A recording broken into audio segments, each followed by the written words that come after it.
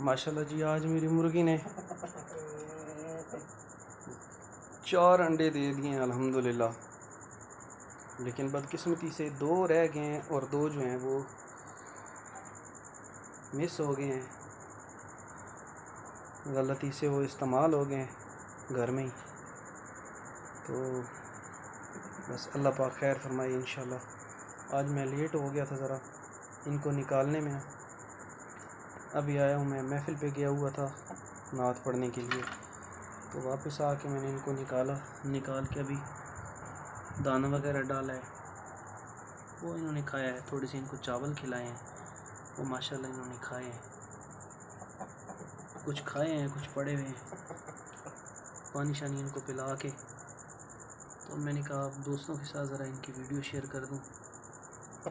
कैसे हैं सारे दोस्त? ठीक ठाक हैं? प्लीज़ जनाब, बड़ी मेहरबानी होगी आपकी, अल्लाह पाक आप सबको सलामत रखे। प्लीज़ चैनल को सब्सक्राइब कर दीजिए। बहुत बहुत शुक्रिया आप लोगों का। जो भी दोस्त देखे दिल से माशाल्लाह कहे।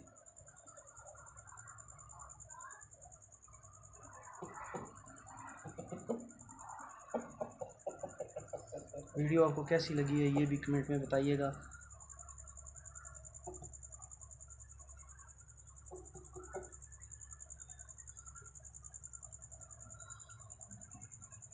अभी ये डरबे में जा रहे हैं।